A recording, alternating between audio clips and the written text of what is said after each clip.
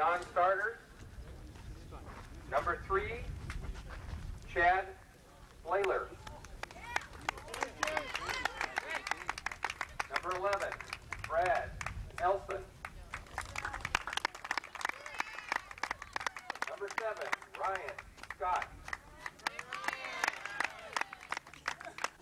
Number 8, Steve Smoot. Now for the starting lineup. Playing shortstop, number 12, Travis Dorsch. Playing third base, number 10, Philip Perry. Number 5, the left fielder, Todd McLaughlin.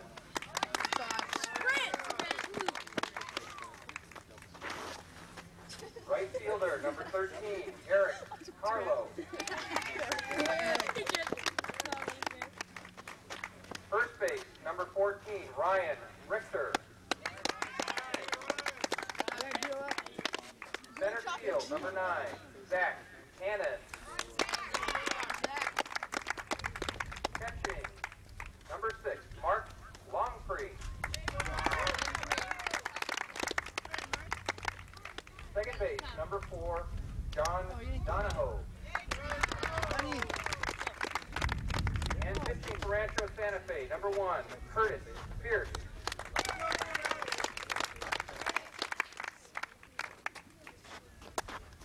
Now for Solana Beach, coach and manager, number 19, Greg Rodriguez. Number 28, Michael Jacoby. Number 4, Jeremy Parcell. Starting lineup, batting first, playing first base, number 7, Nick Schulman. Batting second, playing second base, number 18, Teddy Kurd. Batting third and catching, number 8, Tyler Skinner. Playing center field, batting fourth, number 15, Jamie Chambers. Batting fifth, playing left field, number 16, Dagan Koffler. Batting sixth and pitching, number 13, Colin Smith.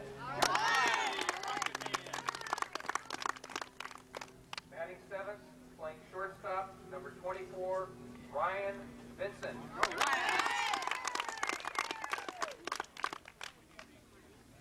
Batting eighth, playing third base, number 11, Jake Loskatoff.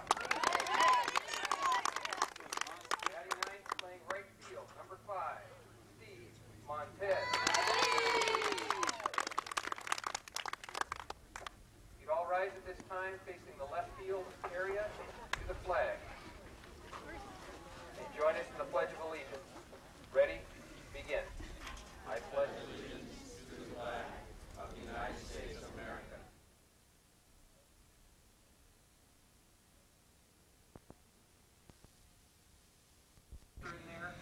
From Mountain View Park in Escondido, welcome to the Little League Majors All-Star Tournament.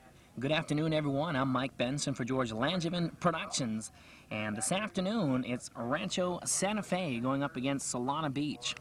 Rancho Santa Fe is managed by Steve Dorsch, coached by George Scott. Helping out on the coaching end as well is Dennis Bradley, Charlie Blyler, and Jerry McLaughlin. Solana Beach is managed by Bruce Hubner and coached by Kevin Hoyt. The umpires for this afternoon's game, behind the plate is John Coffey. On the first base side is Corby Warren, second base Dave Hewitt, and at third base Bob Colts. We'll be back in a moment for the starting lineups. For Solana Beach, starting at first base, wearing number 7 is Nick Schulman. Wearing number 18, playing second base, Teddy Kurd. At shortstop, wearing number 24, is Ryan Vincent. Wearing number 11, starting at third, Jake Luskatoff.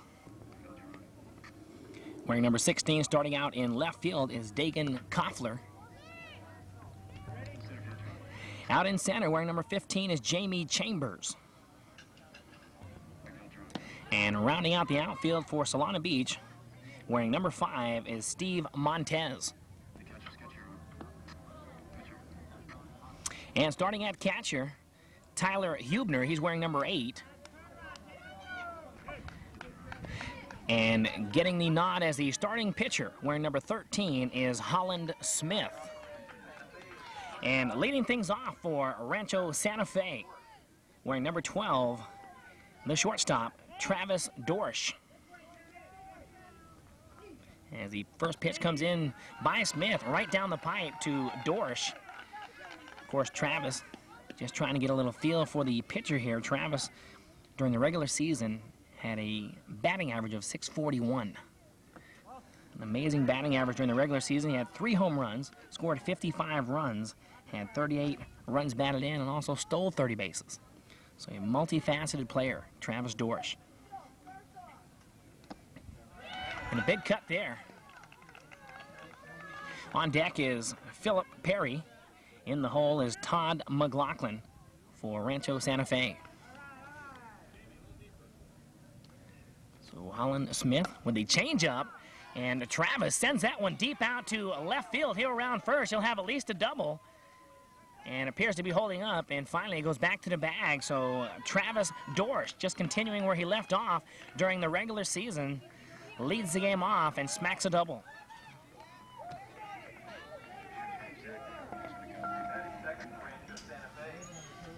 And that brings up Hollywood Perry, the third baseman.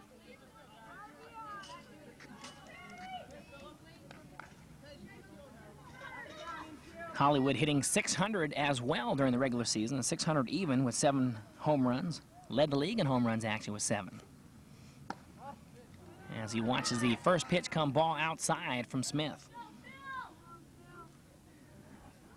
Phillips scored 58 runs on the year and added 35 RBIs.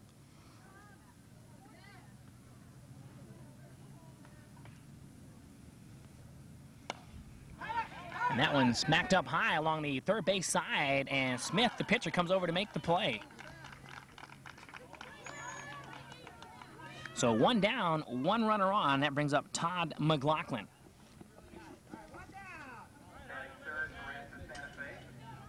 Number 5, Todd McLaughlin, left field.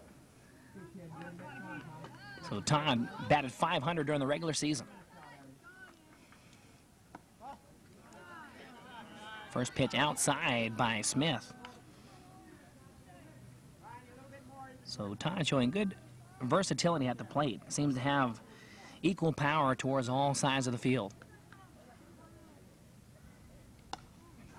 And that one fouled back towards the backstop.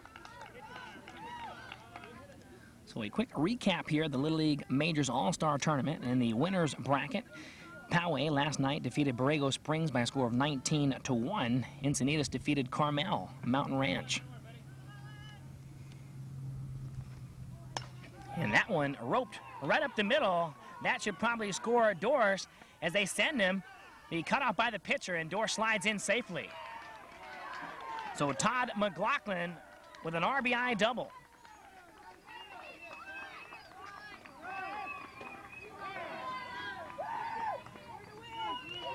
And Rancho Santa Fe out in front 1-0 here in the top of the first. So that brings up the right fielder, Eric Carlo. On deck is Ryan Richter and Zach Hannon in the hole for Rancho Santa Fe.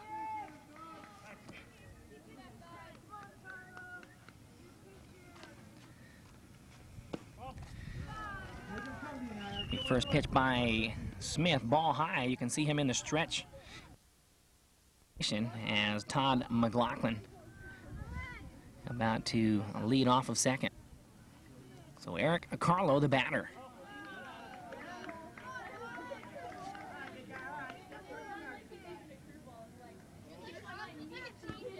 So Holland Smith, just to recap what type of pitches he's been throwing, he mixes things up with a fastball, a curve, and somewhat of a change-up curve, if you will.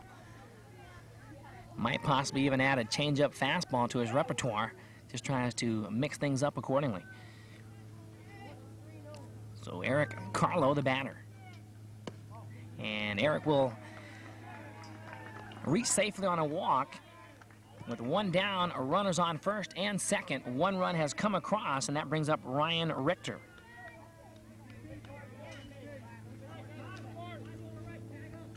Ryan, one of the bigger players on the field this afternoon, physically speaking. The players, of course, 12 and 11 years of age, respectively. Ryan hit .343 on the year. As he watches the first pitch ball by Smith, just catching the corner on the inside portion of the plate.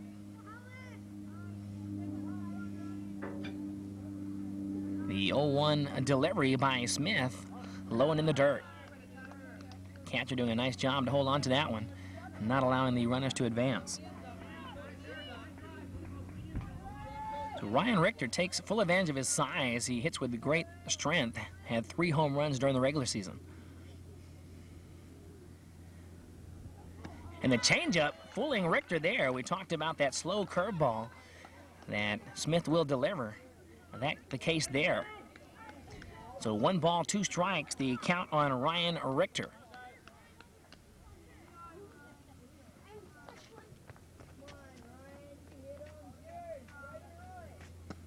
And that one right down the pipe. So again, Colin Smith doing a nice job there, mixing up the pitches, was able to fool Ryan Richter. He'll go down on strikes. And that will bring up Zach Hannon, the center fielder.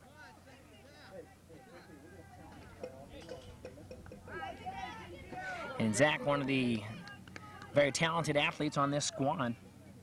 An excellent athlete, plays other sports as well, like many of the athletes out here today. A very well-rounded athlete. And the steal, and will they have him? Yes, they just got him. The nice tag there, and that will retire the side as 5 players come to the plate on 2 hits. Rancho Santa Fe picks up 1 run here in the top of the first. We'll be back in a moment.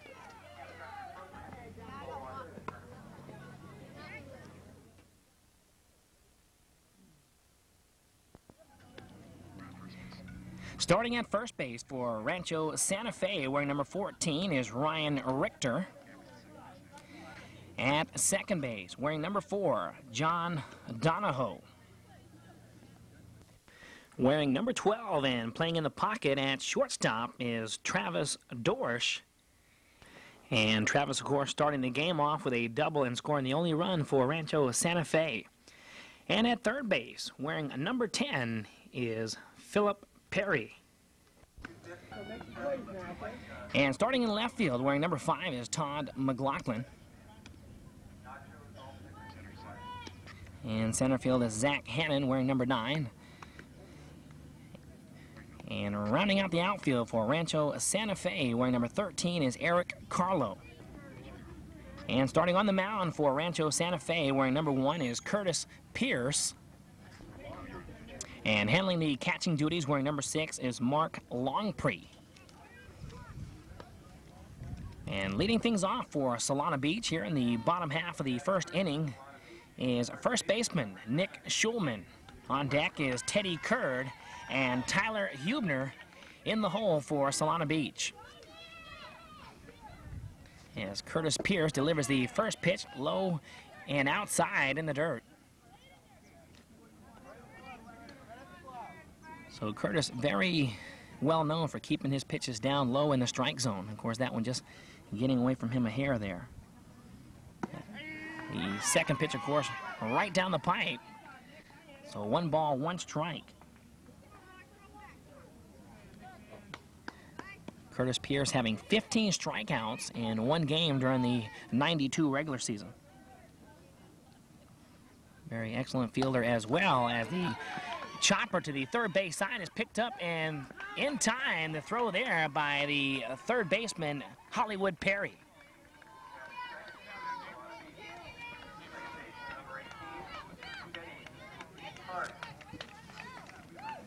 So that brings up Teddy Curd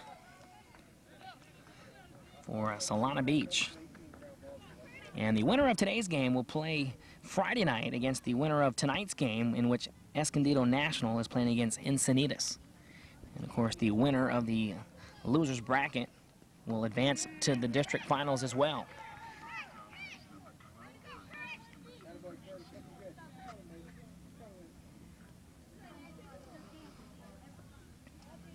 So Teddy Kerr, the second baseman at the plate for Solana Beach. And that one just missing the strike zone there. We mentioned earlier how Pierce likes to keep the ball very, very low. Has very good control.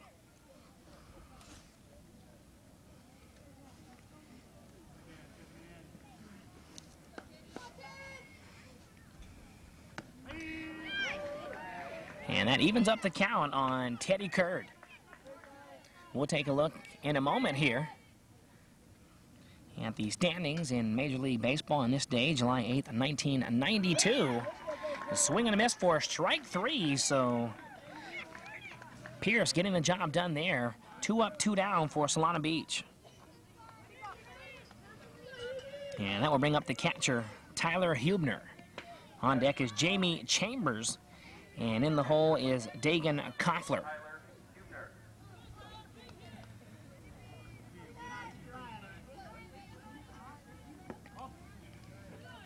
First pitch coming ball outside.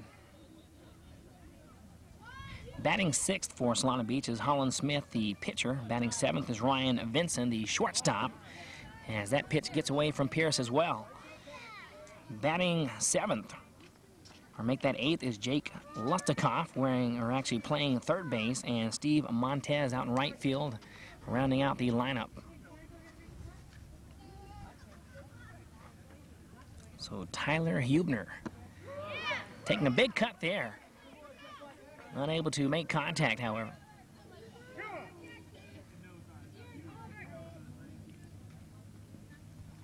So here comes the 2-1 delivery in the dirt.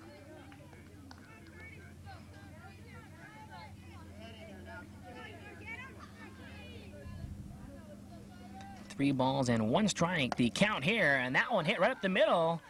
And the nice play there by the shortstop, Travis Dorsch, coming over to make the play. So 3 up, 3 down at the end of one complete inning of play here at Mountain View Park in Escondido. Rancho Santa Fe 1, Solana Beach 0.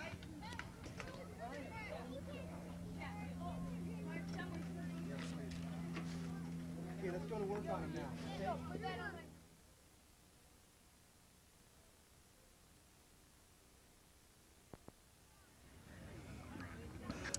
Zach Hannon leading things off in the top of the second inning for Rancho Santa Fe. And that one smacked up high to the right field side, and the right fielder coming in to make the play. That's Steve Montez with the catch. And that will bring up Mark Longpre. Mark, the catcher, on deck is John Donahoe, and Curtis Pierce, the pitcher, in the hole for Rancho Santa Fe. So Mark coming into today's game with 3 home runs during the regular season. Hits equally well to all sides of the field. Mark, one of the many players out here today playing more than one position on the year. Played catcher, pitcher, and in the outfield. Was a 91 All-Star as well. As he fouls the first pitch back and away towards the backstop. So Steve Dorsch, the manager, led his Braves to the 92 league championship. They had a nice record of 16-2. They also won the Del Mar tournament title. And that one a little bit high, and apparently Mark Longpre taking a liking to that higher pitch ball. That one just at about chest level. But Steve Dorsch also coached the 91 All-Star team, in which they defeated Solana Beach 3-2 during the 91 All-Stars. And hit by pitch is Longpre. And that, of course, will send him down to first.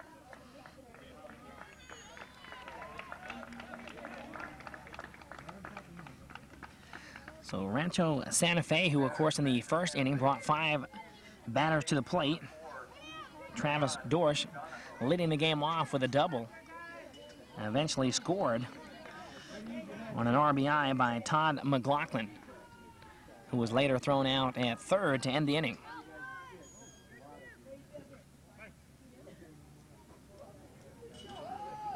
So John Donahoe at the plate as a slow curveball comes in from Smith.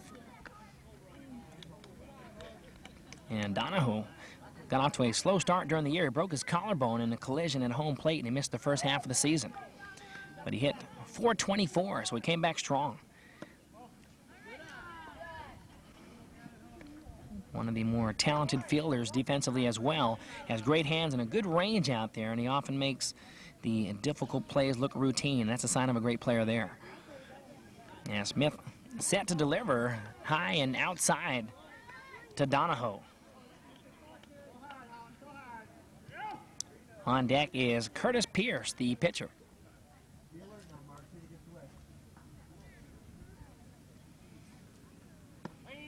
And that one just catching the inside corner. George Scott, of course, is the coach for Rancho Santa Fe. Was the manager of the Dodgers during the regular season. Is also the Rancho Santa Fe League president. As that one, of course, finding the strike zone as well. So John Donahoe looking at the count full here. And here comes the 3-2 delivery from Smith. That one right down the pipe. A chopper to Smith, who can't handle it. The second baseman comes over, and not in time. And John Donahoe will be credited with an infield single. So he gets the job done there, showing good hustle down that first base line.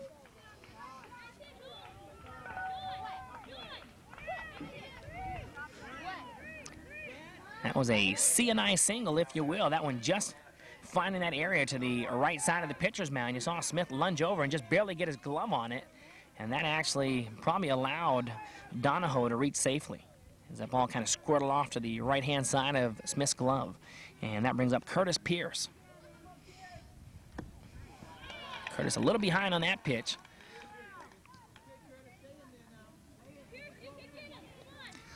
So Curtis about to help his own cause here. He's out in front 1-0.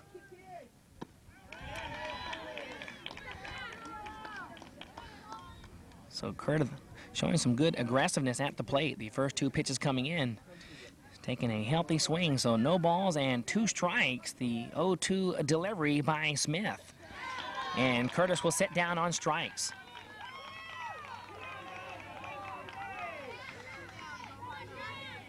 So 2 down, runners on first and second, and that brings up the leadoff batter, Travis Dorsch. Travis, we mentioned earlier, scored a run in the first inning after hitting a leadoff double.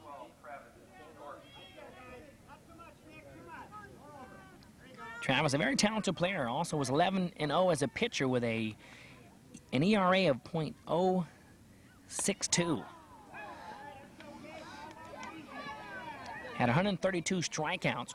We probably won't see him on the mound this evening, but had 132 strikeouts in 68 innings.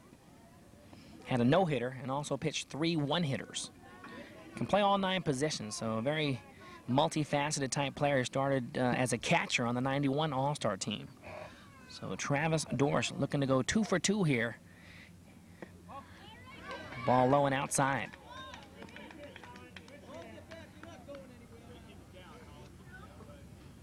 So Dorsch just looking to get a 2-out rally going here as a timeout is called.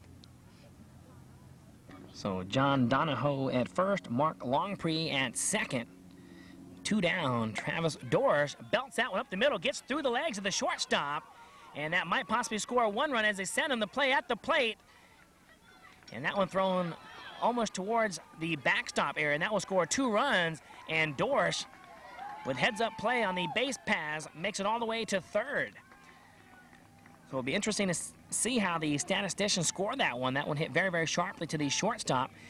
You can call that one too hot to handle as it got through the legs of the shortstop, or you can call it an error. Either way, 2 more runs come across for Rancho Santa Fe, and Travis Dorsch is sitting on third with 2 outs.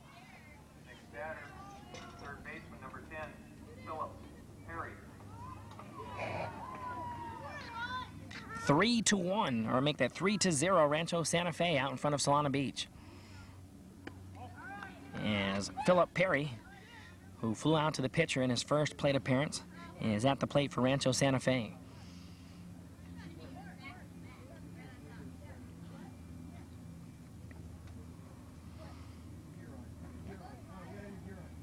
Smith from the stretch. Delivers it, and a big cut there by Hollywood. And Perry, another one of the gifted athletes that plays many positions, also plays catcher and pitcher when he's not at shortstop or third. 7-3. As a pitcher, pitched one hitter. Another player that plays all 9 positions, if given the opportunity, was a 91 All-Star as well. And that one getting away from Smith, just trying to throw that change-up fastball too far inside. So Todd McLaughlin on deck and Eric Carlo in the hole for Rancho Santa Fe. 2 down, 2 runs have come across, and 1 run on third. And that one just catching the outside corner, so nice positioning there by Smith.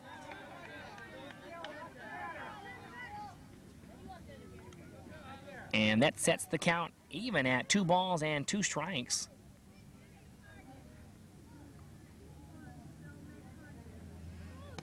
And Phillip, you can see him just trying to get away from that ball as it came in too far inside and actually had him back on his feet. Mark Longpree, of course, hit by a pitch earlier in the inning, so Holland Smith just trying to find his control here. Tries to mix his pitches up so much, sometimes a pitch or two might get away. So Phillip Perry with the count full here. And a big cut. Phillip Perry goes down on strikes, but not before Rancho Santa Fe picks up 2 runs on 1, possibly 2 hits, however you want to score that. And at the end of 1.5 innings of play, Rancho Santa Fe 3, Solana Beach 0.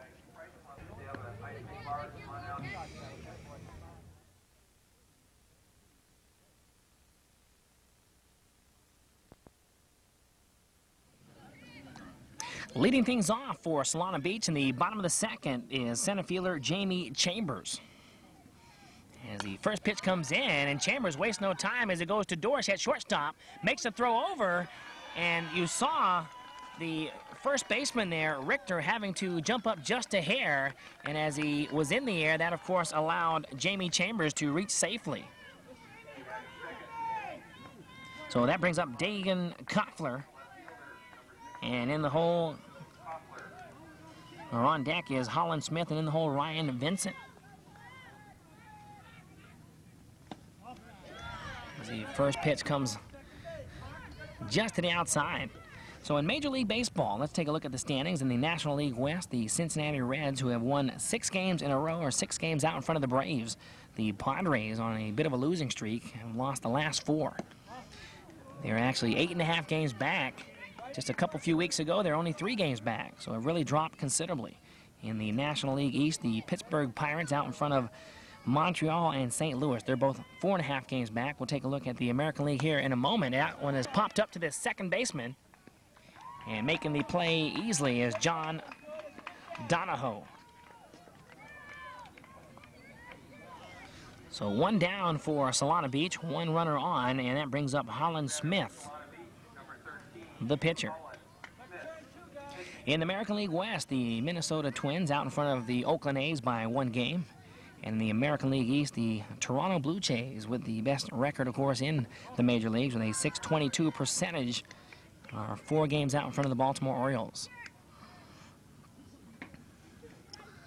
So a lot of parity in the major leagues nowadays, and that's the standings on July 8th, 1992. And on the pass ball, there'll be no throw, and making it easily is Jamie Chambers down to second. So Chambers representing the first potential run for Solana Beach.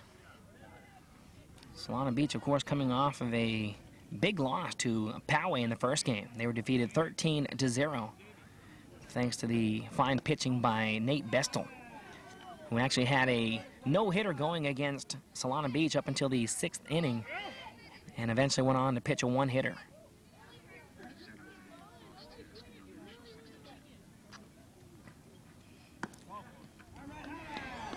And the pitch just outside, and that will walk Holland Smith.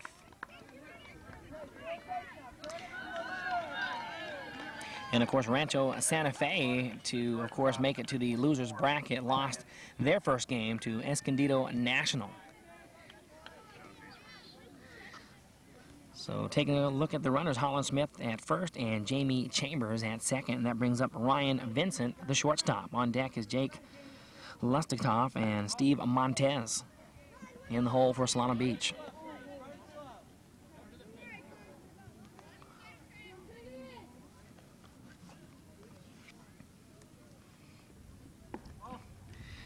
You can see Vincent just square to bunt there.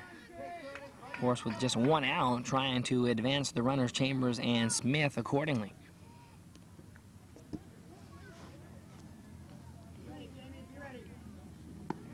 And that one right down the pipe. So let's take a look. George Langevin Productions presents the trivia question of the week. It's a two-part trivia question. Which two teams have at least 3 players in the top 10 for best batting averages? And name those players as the bunt is laid down there by Ryan Vincent, just trickling in foul territory on the third base side. So a gallant attempt there by Vincent.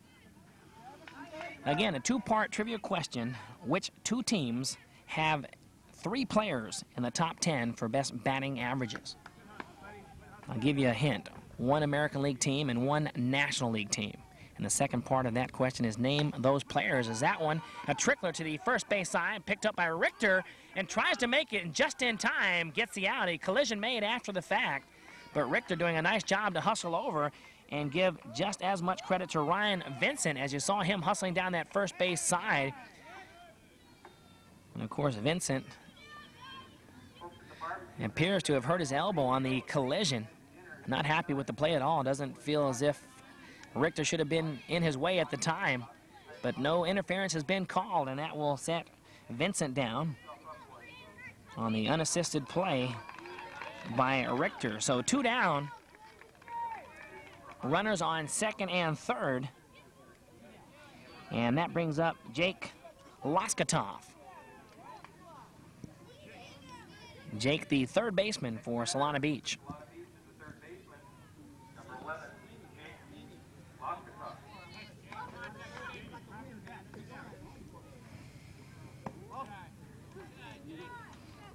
On deck is Steve Montez, and then, of course, the leadoff batter, Nick Schulman, in the hole for Solana Beach.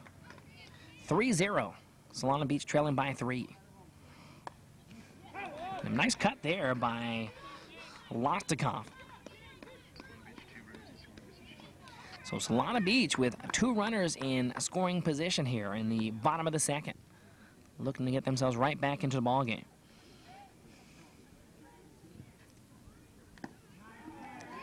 Another nice cut, of course. Lustigtoff just getting over the top of that ball, like swinging at that fastball.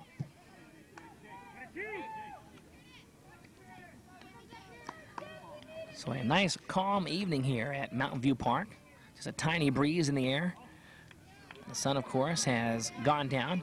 Started off very humid this afternoon, but that has tapered down as well. So a nice comfortable evening is turning out to be for baseball. As the pitch comes in low and outside.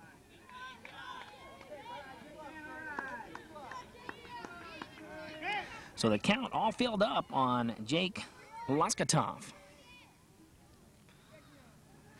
So we'll look to see Jake protecting here. You can see him choking up on the bat of hair. Takes another cut. So he's hanging tough in there with 2 strikes. Anything close, he has to be looking to swing and just trying to make contact. Looking for a 2-out rally here with runners on second and third. Steve Montez, the right fielder, on deck for Solana Beach. And that one getting away from Pierce. And of course that ball, as it got by the catcher, ricocheted off that wooden panel in the back, working as a 10th defensive player. Coming in handy there as the runners had to hold up.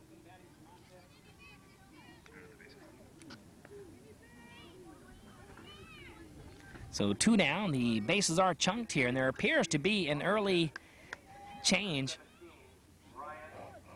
And Ryan Hazelton will go into bat in place of Steve Montez.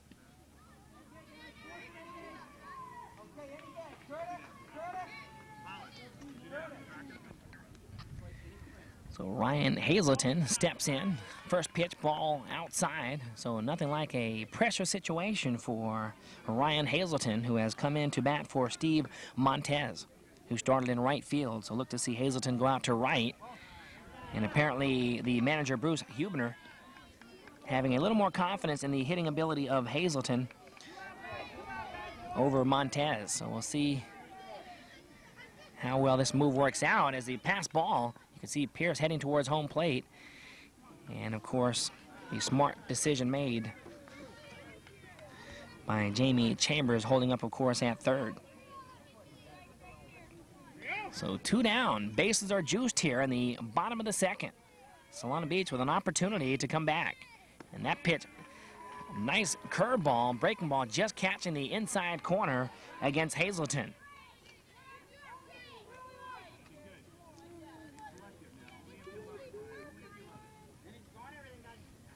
And the curveball once again will set the count at 1 ball and 2 strikes against Hazelton.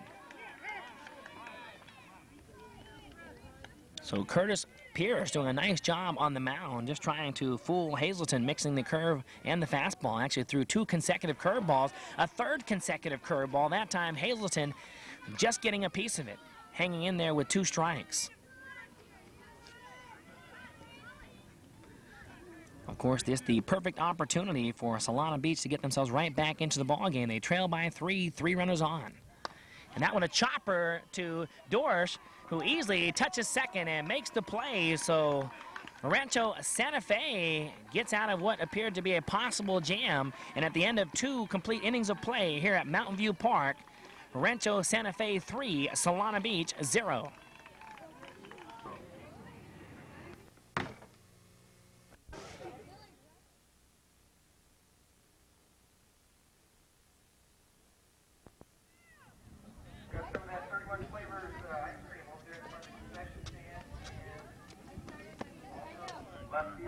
So you saw the background here at Mountain View Park.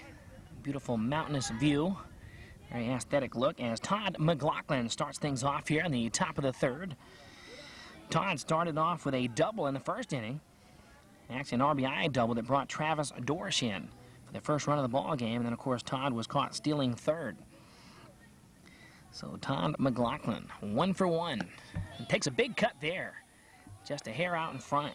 On deck is Eric Carlo and Ryan Richter in the hole for Rancho Santa Fe.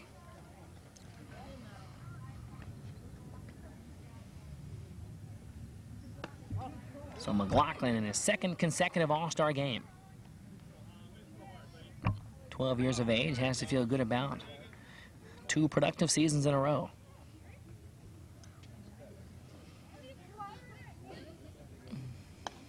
And that one fouled back and over the backstop. So the answer to the 2-part trivia question will come at the end of the 3rd inning. And again, that question, as you ponder the answer, is which 2 teams have 3 players in the top 10 for best batting averages. And of course, the second part of that question is name those players. We'll have that answer for you at the end of the 3rd inning as the chopper to the shortstop, deep in the pocket, the throw in time. No, not in time. So the hustling Todd McLaughlin, showing great speed down that first base side, a la Ricky Henderson, is in there for a infield single for Rancho Santa Fe.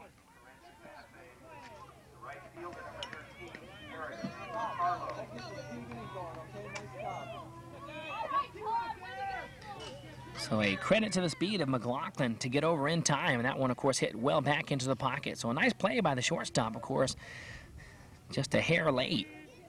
And that brings up Eric Carlo, the right fielder. As you see the shortstop there, Ryan Vincent, of course, made a nice play, a gallant effort, but to no avail. Infield single by McLaughlin. So Eric Carlo reaching in his first plate appearance, of course, was stranded on base. Rancho Santa Fe with 5 hits, have stranded 5 as well, but have picked up 3 runs here. Looking to add to that total here in the top of the 3rd. Again, if they win, they will advance Friday night and play against the winner of the nightcap game, as that one is hit out to right field. The right fielder bobbing it initially, and that will allow McLaughlin to take 3rd. And hustling to 2nd is Eric Carlo. So back-to-back base hits by Rancho Santa Fe, off to a quick start here in the top of the 3rd, and that will bring up Ryan Richter. Ryan, of course, went down on strikes in his first plate appearance. Will look to redeem himself here. And at this juncture, he should feel that he has Smith's number. He saw the way Smith was mixing up the pitches in that first inning. So look to see Richter make contact in this at-bat, as the slow curveball started way inside and just caught the inside of the plate. So you can't help but think that Richter was thinking that ball might end up inside. So nobody out, runners on 2nd and 3rd. Ryan Richter with RBI time written on his face here. Takes a nice cut, a little behind, and finds himself behind on the count. No balls and 2 strikes.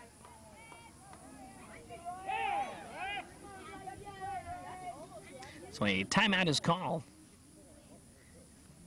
And apparently Holland Smith not having his foot situated on the proper part of the rubber, and he will correct himself accordingly, and we will resume play. So no balk is called, and they will just resume play accordingly as Ryan Richter, looking at no balls and 2 strikes, will look to protect here. And the slow curveball once again, that one just outside. 1 ball and 2 strikes. On deck is Zach Hannon and Mark Longpre in the hole for Rancho Santa Fe. The 1-2 delivery by Smith, swing and a miss for strike 3 on Ryan Richter. So 1 down, 2 runners in scoring position, and that will bring up Zach Hannon. And Zach, with 2 ducks on the pond, has hit 4 home runs on the year.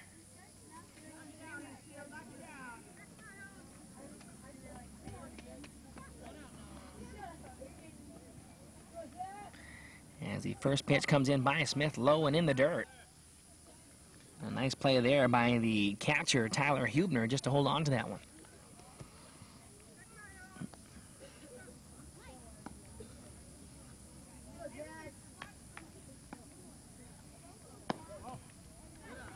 Ball inside. So a lot of these players, I spoke with the managers of each respective team, a lot of these players playing a lot of different sports. A lot of multifaceted athletes. Of course, the first athlete that comes to mind in the majors is Deion Sanders, who, of course, is under contract with the Braves and the Atlanta Falcons as well, which brings up an interesting point. The Atlanta Falcons have offered Deion Sanders a $1 million bonus if he reports to minicamp on July 13th. So it'll be interesting to see what he does, because he has a contract that currently expires for the Braves July 31st, and that's a contract that pays him $600,000 on the year. His football contract has a base pay of $750,000. That's his 1992 football contract, with, of course, a potential $1 million bonus. As you saw, Zach Hannon reach safely on a base on balls. So with 1 down, the bases are juiced here, and Mark Longpre is at the plate. Mark, of course, reached safely his first plate appearance as he was hit by a pitch and went on to score a run. And makes good contact there. Lifts the ball out to left center. That will get in, and that will score at least 1 run. The second run about to come across the plate, and a 2-run double, make that a single, as you saw Longpre hustle back to first, as, of course, Zach Hannon had to hold up at second. So a 2-run single by Mark Longpre, getting the job done here in the bottom of the 3rd, on the top of the 3rd.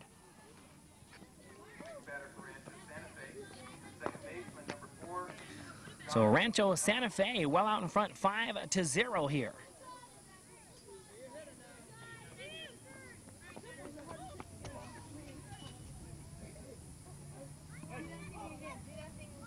And that brings up John Donahoe. You can see him square around to bunt An attempt to sacrifice Hannon and a long pre-over. And John, who had a single in the second inning, went on to score the third run of the ball game.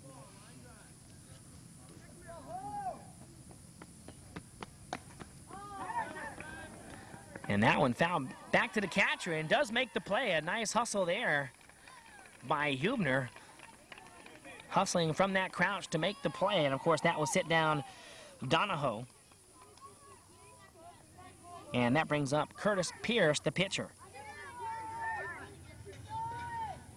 So 2 down. 2 runs have come across. Runners on second and third. Curtis Pierce, who went down on strikes in his first plate appearance, is at the plate for Rancho Santa Fe.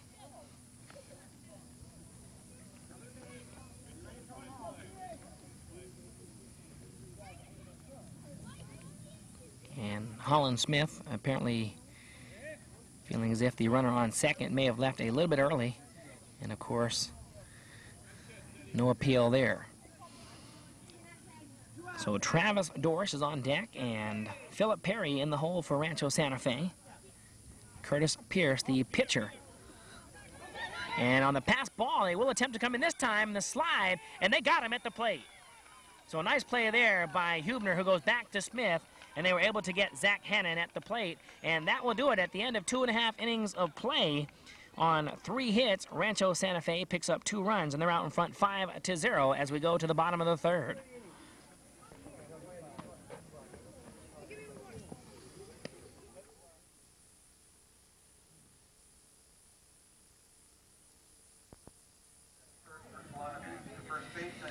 First baseman Nick Schulman leading things off in the bottom of the third for Solana Beach.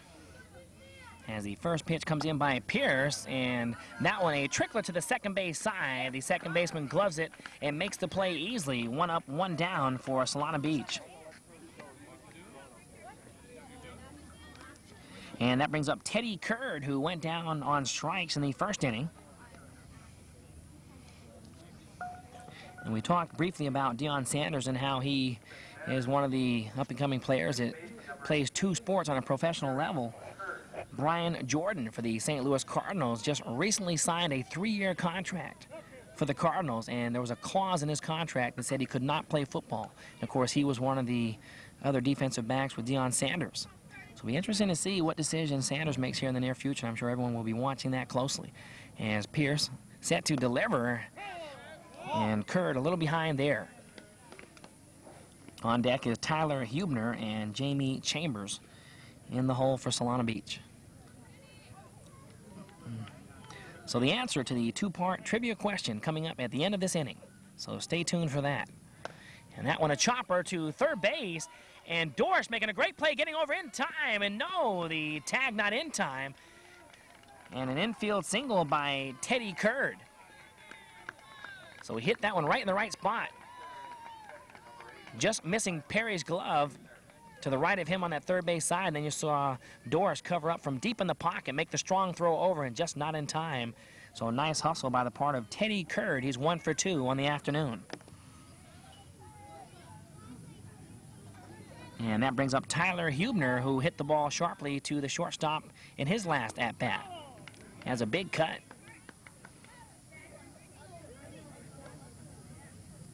So Travis Dorsch getting more of his fair share of plays at that shortstop position, fielding everything very, very cleanly. And Pierce with what appeared to be a nice pitch, just catching the corner, but just fell off to the outside.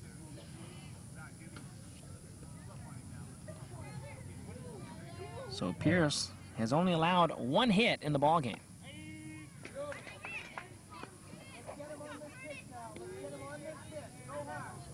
Has struck out 1. There's 1 down and 1 runner on for Solana.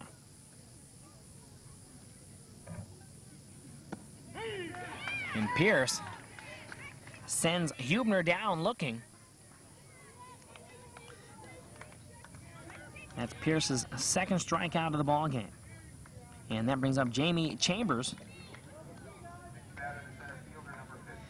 Jamie, of course, hitting the ball to the shortstop, his last plate appearance.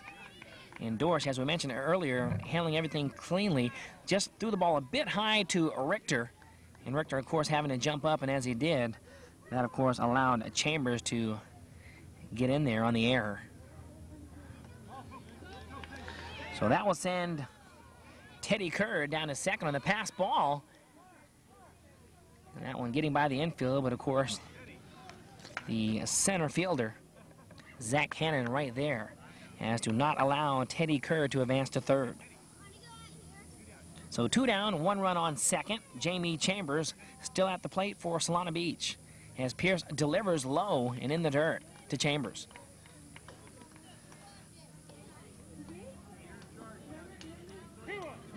So 2 balls and 1 strike, the count on Chambers.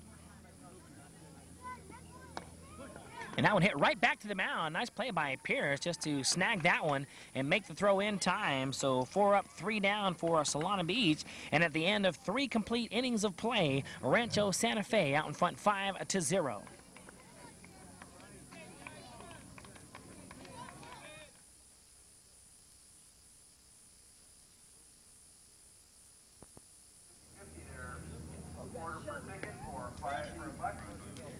So as you look into the dugout of Rancho Santa Fe, as they're well out in front by 5 runs here, we promised the answer to the 2-part trivia question at the end of 3 innings. So here it is, the 2 teams having 3 players in the top 10 for best batting averages. For the National League, it's the San Diego Padres, who, as you recall, had the 4 tops, actually had 4 players in the top 10 for the longest time, but Fernandez, of course, trailed down to the 290s. The American League team is the Minnesota Twins. So the Padres and the Twins, that's the first part answer, and we'll have the second part in a moment. And that, of course, is name those players for the Padres and the Twins. And I'll, of course, name those for you in a moment. I'll even tell you their batting averages at this juncture. As Curtis Pierce leads things off with a bunt down the third base side. The third baseman gloves and makes a throw in time. So Curtis Pierce laid that one down nicely, but you have to give a lot of credit to Jake Loskatoff coming up and making the play. And, of course, the nice stretch there as well by the first baseman, Nick Schulman. So third baseman, again, a nice play there, just hustling up as we zero in on Jake Loskatoff. So Travis Dorsch at the plate for Rancho Santa Fe. He's 1 for 2 and wastes no time smacking that one right down the third base side in foul territory. So Travis getting around on that one.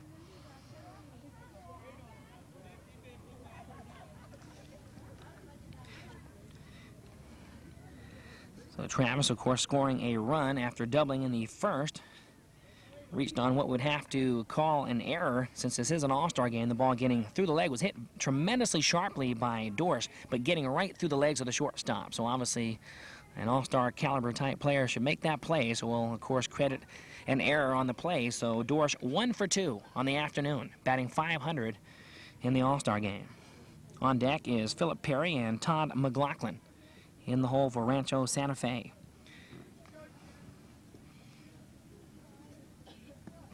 And that pitch low and in the dirt to Dorsch. So 5-0, Rancho Santa Fe, well out in front of Solana Beach.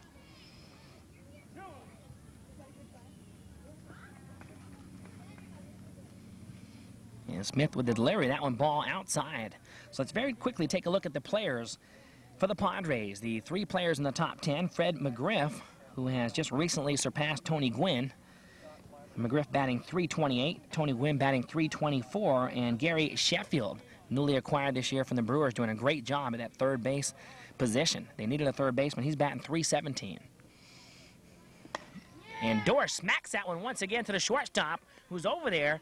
And no, the throw just off the bag, and that allowed Dorsch to get in there safely. So again, very interesting to see whether they credit Dorsch with an infield single. Showed great speed down that first base line. As the ball got to the bag, Dorsch appeared to be there, so we'll credit him with an infield single. He's 2 for 3 on the afternoon. And that brings up Philip Perry. Philip 0 for 2 on the afternoon, went down on strikes in the second inning.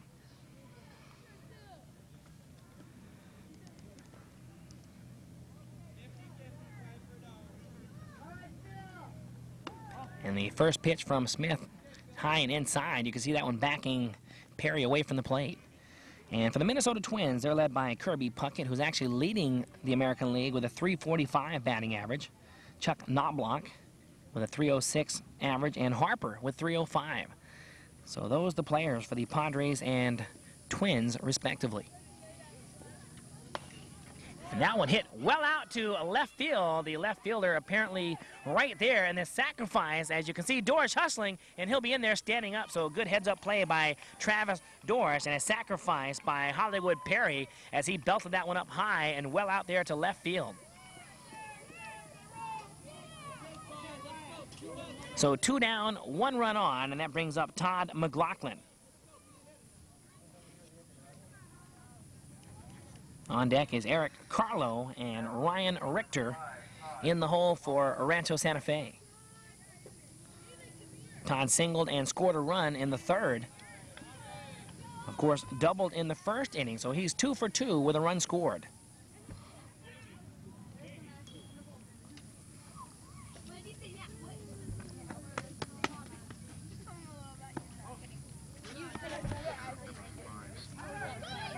And Dorsch, who steals, just trying to catch the catcher in his back throw as he's going towards the pitcher. A smart play on his part, showing good heads-up running all afternoon long on the base paths.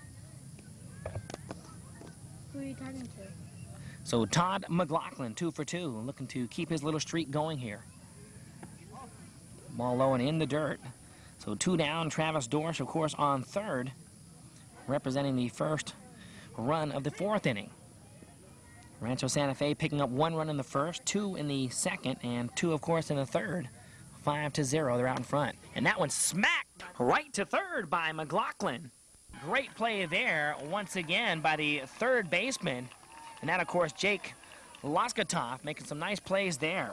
So 4 up and 3 down for Rancho Santa Fe. They were unable to come up with a run as they leave 1 stranded. And at the end of 3.5 innings of play, they're still out in front, though, 5-0.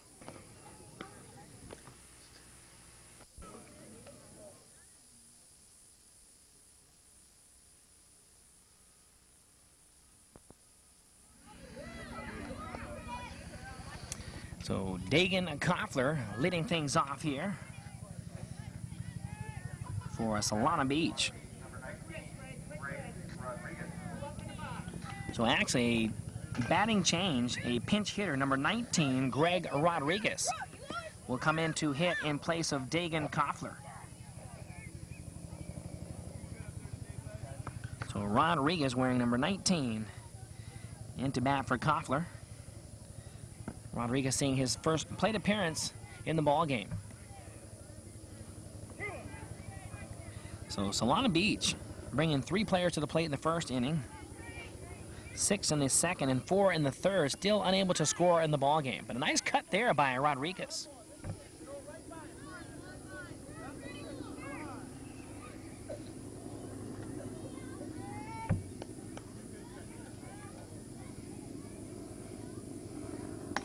And that one tapped out to right field, might fall in and does not. So a nice play there by the right fielder, Eric Carlo, coming over to make the play.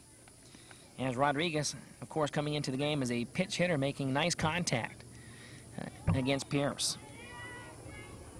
So we spoke earlier about the Padres falling and dropping considerably a few weeks ago, only found themselves down 3.5 games. On the Cincinnati Reds have dropped down to 8.5 games, which is a shame because they're getting great productivity from their offensive unit. We talked, of course, about the 4 tops. But here's another interesting stat is, as far as hitting goes, 3 of their players have 90 or more hits, which is pretty exceptional as well. Tony Gwynn has 99 hits, which is to no one's surprise. We're only 1 week away from the All-Star game here. Sheffield has 97 hits, and Fernandez has 96 hits. So these guys are close to a 200-hit season, which is pretty awesome hitting for one team. So Holland Smith, the pitcher, goes down on strikes. 2 down, and that brings up number 24, the shortstop, Ryan Vincent. And Ryan hit the ball right down the line to the first baseman, of course. Richter making the play unassisted.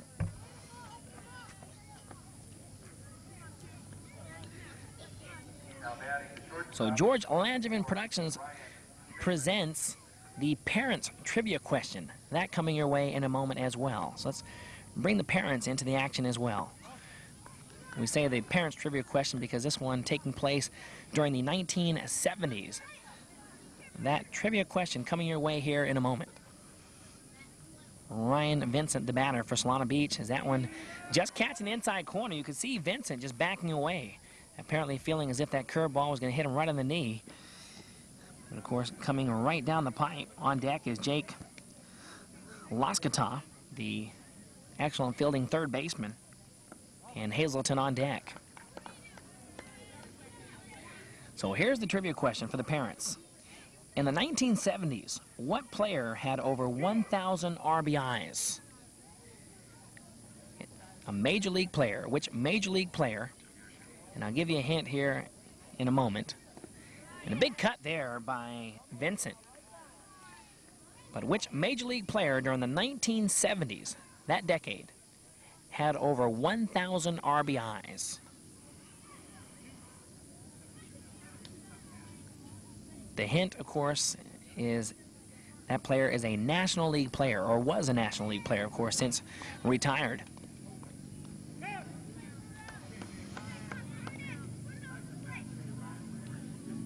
And of course, that answer will come your way at the end of the next inning. So which player during the 1970s had over 1,000 RBIs? As Ryan Vincent with a base hit smacks that one out to center field, and that only the second hit of the ball game for Solana Beach.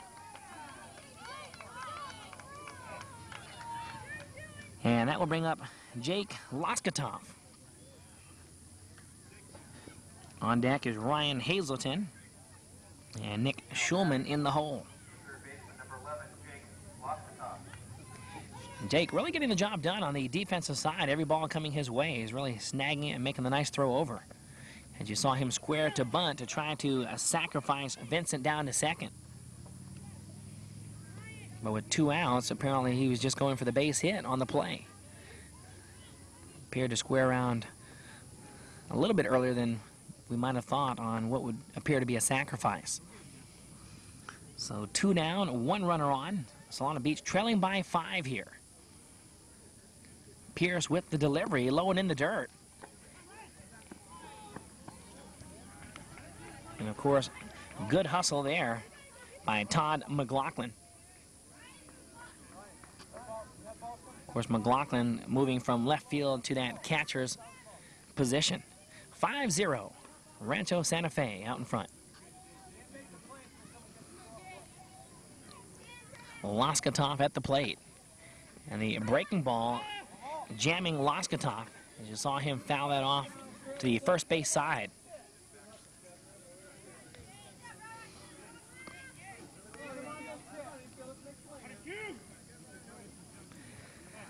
So you are watching a George Langevin production presentation as Pierce sits down Loskatoff. And at the end of 4 complete innings of play, Rancho Santa Fe 5, Solana Beach 0.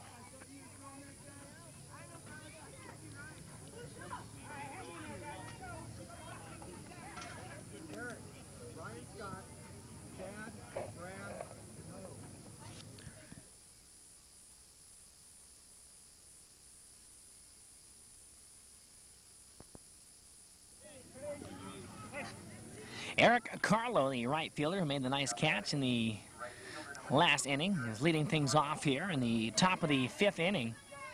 Rancho Santa Fe has 6 hits on the ball game, has stranded 5 runners, but have picked up 5 runs. As that one is roped out to right field by Carlo. Really got the thick part of that aluminum bat on the ball there.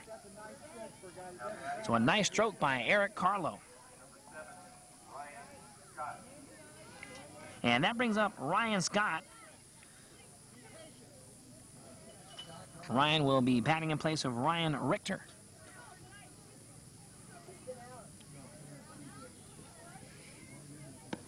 And the first pitch by Smith, just over the strike zone of Scott. But Ryan Scott, a good contact hitter, has good power.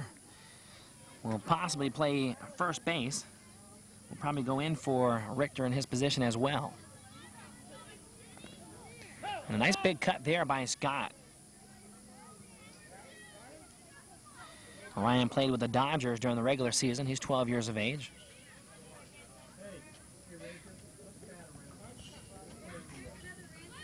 So in Major League Baseball, with the current expansion, it turns out that the Cubs are apparently trying to sue Major League Baseball. Apparently they don't want to move over to the Eastern Division. Or actually, they want to stay in the Eastern Division, don't want to move over to the West. And they're just trying to make things make sense geographically. And that one popped up high to center field, and the second baseman going back and unable to make the play for Solana Beach. So Ryan Scott will reach on an error, as that ball, of course, unable to be handled by the second baseman. And that, of course, will send Eric Carlo to second. But geographically, they want to send the Cubs and the Cardinals to the Western Division, and Atlanta and Cincinnati to the East, which makes sense, but apparently the Cubs not pleased with the move. And, of course, there may very well be other things involved as far as television revenues and things of that nature that are the underlying reasons for that, but currently on this day, July 8th, 1992, the Chicago Cubs attempting to sue Major League Baseball. So it'll be interesting to see what happens and what division they end up either locating to or staying in. So Zach Hannon.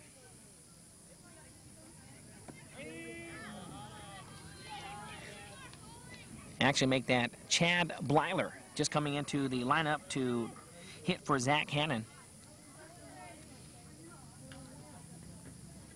And Blyler wastes no time smacking that one right back to Smith, and Smith making a great play. That one of those look what I found type of plays, as it was hit basically right at his glove. So Blyler making great contact.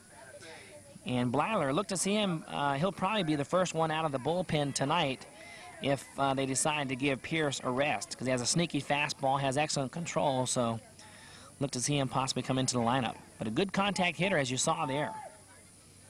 Really hit that ball with power right at the pitcher. And that one smacked out to left field. Should be an easy catch for the center fielder. And, of course, all runners hold.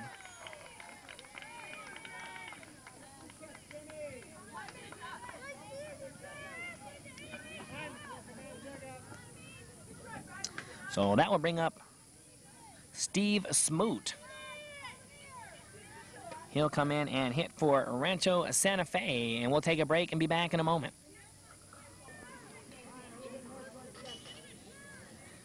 So you see Holland Smith there in your picture.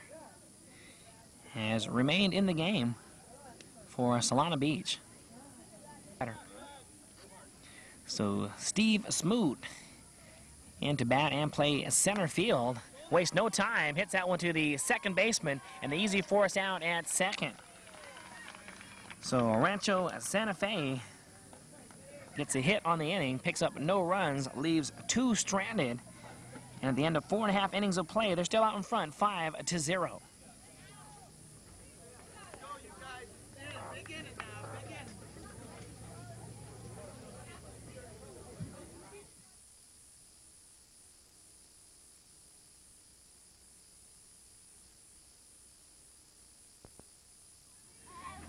Ryan Hazelton taking a whack at that first pitch, fouling it down the third base side.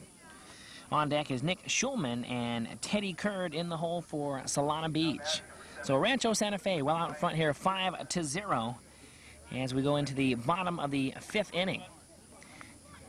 And again, Escondido National playing in the nightcap against Encinitas. And the winner of that game, of course, as that ball is hit in the air to the second baseman, an easy out there. So 1 up, 1 down for Solana Beach. Of course, the winner of this game will play the winner of the nightcap on Friday night. Of course, the winner of the loser's bracket, if you will of course, advance to the districts. So Nick Schulman, the leadoff batter. Nick making contact each and every plate appearance. In his first at-bat, he hit the ball sharply to the third baseman. His last at-bat went to the second baseman, so he's 0 for 2 on the afternoon.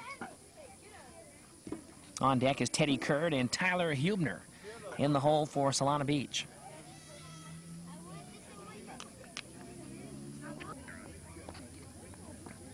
And the pitch by Pierce, that a chopper to the third baseman. And the easy play there. As, of course, there's a couple of defensive changes in the lineup by Rancho Santa Fe. That was number 7, Ryan Scott, of course, at first base. And the nice play on the third base side, that one, of course, was Chad Blyler, making the scoop and making the throw over. So Rancho Santa Fe, very gifted ball club.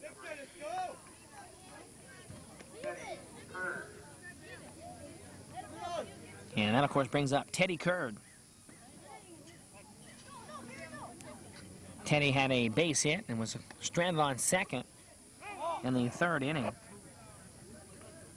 Of course, Teddy responsible for one of only 2 hits on the afternoon. Of course, Solana Beach trailing by 5 here. Need to have some late inning rallies to get back into the ball game. A little history in the making last night. Andy Van Slyke of the Pirates, in their 5-3 win over the Astros, made the Major League's first unassisted double play by an outfielder in nearly 18 years, and doubled in the go-ahead run, of course, to help the Pirates win. We'll talk about that play here in a moment, as that pitch low and outside, the curveball by Pierce. But anyway, what happened is, and actually, Van Slyke had the first unassisted double play by a major leaguer since Billy North of the Oakland Athletics on July 28, 1974, and we'll talk to you about what he actually did on the play. And that one, of course, catching the outside of the strike zone. We'll talk about the play in a moment. That ends the inning, of course. At the end of 5 complete innings of play, Rancho Santa Fe 5, Solana Beach 0.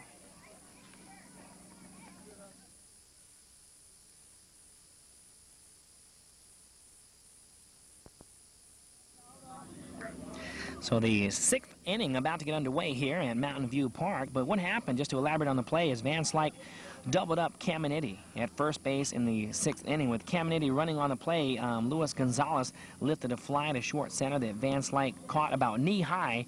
He then raced in, dribbled the ball between second and first, and playfully fought off first baseman Gary Reedus to force out Caminiti. So that's exactly how the play happened for the Pirates' Andy Van Slyke. Of course, making history, as the only other player to do that was Billy North of the Oakland A's, July 28, 1974. That could have been a trivia question in itself, and I thought I'd throw that tidbit in, as it only happened yesterday. So Rancho Santa Fe out in front 5-0, and leading things off, batting for, well, actually staying in to bat for himself, is Curtis Pierce. Just helping his own cause here. Curtis last time hit the ball sharply to the third baseman, of course. The throw over in time, so Curtis 0 for 2 on the afternoon. As Smith delivers the first pitch, and Curtis Pierce again taking a liking, as a lot of the players you'll find like that high pitch around chest area. That one just apparently a bit too high for Pierce to handle. So on deck is Travis Dorsch and Philip Perry in the hole for Rancho Santa Fe. The 0-1 delivery. That one, of course, taking Pierce out of the batter's box. That one way inside, evens up the count at 1 apiece.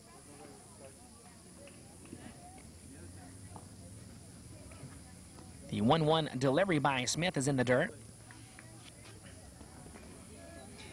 And the answer to the parents' trivia question coming at the end of this inning. Again, in the 1970s, which player had over 1,000 RBIs? A National League player, remember. As Smith takes that one just missing on the outside corner.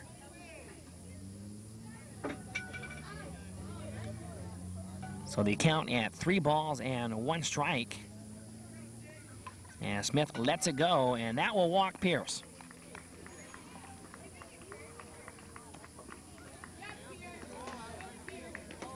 So Rancho Santa Fe with 7 hits on the ball game, has stranded 7. And, of course, come across with 5 runs, and that will bring up Travis Dorsch. Travis 2 for 3 on the afternoon. Had a single and, of course, was stranded on third in the top of the 4th inning.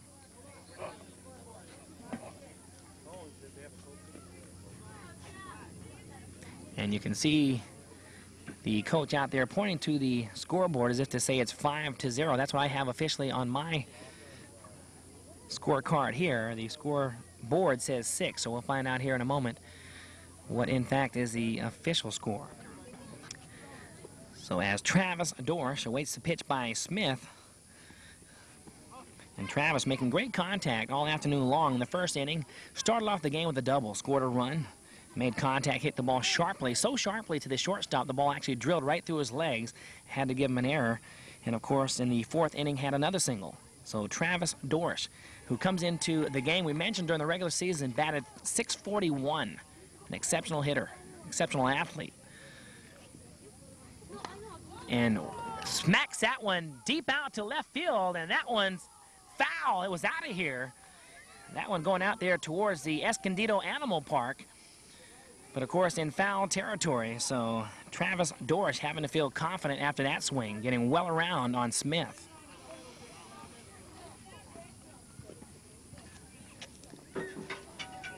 He straightens that one out, and he's got a 2-run homer. And speaking of home runs, we'll talk about the major leagues in a moment. A big cut there by Dorsch. Mark McGwire of the Oakland A's is leading the league with 27 home runs, on a pace to hit over 50 on the year. To give you an idea of how well he's doing, anyone remotely close to him would be Deere. Rob Deere of the Detroit Tigers has 21. And of course over in the National League, McGriff has 18 and Sheffield has 17. Those players, of course, both for the Padres. We talked about how their offensive weapons have been doing the job all year long. It's just a shame their record does not show for it.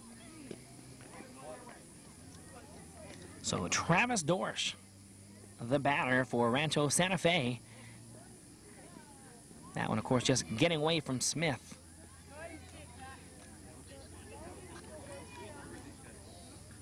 So Smith, although that one got away from him, has really not walked many players, many batters. Seemed to be fairly in control here throughout the ball game, and that, of course, why he has, in fact, stayed in the game.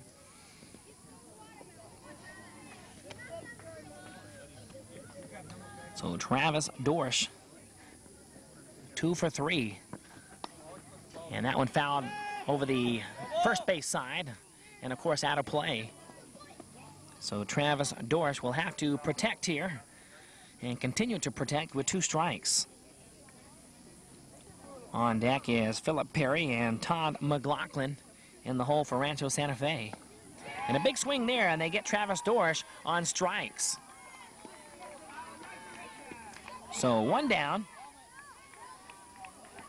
1 runner on, and that brings up Hollywood Perry. And Hollywood, of course, sacrificed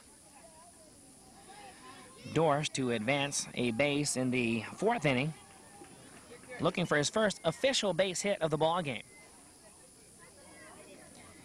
And of course, Hollywood hit 600 during the regular season, had 7 home runs, as we mentioned earlier. So he's an offensive weapon. Look to see Philip make contact here. And he does, but he fouls that over the 3rd base fence, and of course out of play.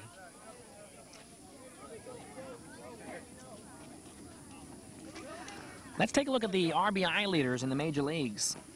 In the American League, Cecil Fielder has 70. Mark McGwire, with that awesome season we mentioned, his 27 home runs, has 66 RBIs to go with that. Kirby Puckett has 63, also having a great year. We mentioned earlier that he's leading the American League with a .345 batting average. And Curtis Pierce will steal second to throw, not in time. So 1 down, 1 runner on second. Philip Perry hanging tough at the plate. In the National League, Gary Sheffield is leading the league with 58 RBIs. We mentioned the acquisition from the Milwaukee Brewers. What a great acquisition for the Padres. They've been looking for a 3rd baseman since Greg Nettles left and had no success until this year. And Perry reaching, chops it to the second baseman who makes the throw, and they call him safe. So Philip Perry, with great hustle down the first base line, he'll have an infield single, and that, of course, advances Curtis Pierce to third. So one down, runners on the corners, and that brings up Todd McLaughlin.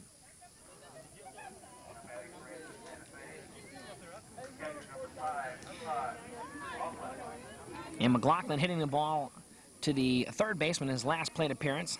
Is 2 for 3, has scored a run in the ball game. The other RBI leaders in the National League, Darren Dalton for the Phillies has 58, and Fred McGriff of the Padres as well has 55. So Smith in the stretch lets it go, and that one to the shortstop on a fly, and an easy out there as all runners stay. So that will bring up 2 outs. Eric Carlo, the right fielder, will step to the plate for Rancho Santa Fe with runners on first and third. So Rancho Santa Fe going 2 consecutive innings without scoring, looking to get a run on the board here as they scored 5 in the first 3 innings. And that the slow curveball just inside to Eric Carlo. On deck is Ryan Scott and Chad Blyler in the hole for Santa Fe. And the attempted steal there by Philip Perry. Of course, he hustles back smartly to first base as Eric Carlo steps in. And the double steal is on, and coming home and scoring the run. And then they did get him at first, but they may count the run. It seemed that Curtis Pierce had touched home plate before the out at first base. So the official scorer should credit that run and set the score at 6-0 as we go into the bottom of the 6th inning of play here at Mountain View Park.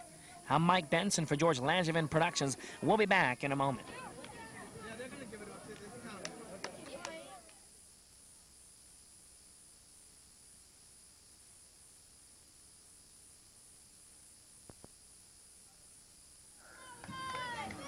Well, leading things off in the bottom of the 6th and possibly the final inning of play is the catcher, Tyler Hubner. On deck is Jamie Chambers as the first pitch comes in from Pierce, the fastball inside. So the answer to the parents' trivia question coming your way here in a moment. What player had over 1,000 RBIs during the 1970s? The hint is that he was a National League player. One more hint before the answer comes your way. This player was a catcher. And we'll give you that answer here in a moment. As Tyler Hubner, 0 for 2 on the afternoon, grounded out to short and struck out in the 3rd. High and inside.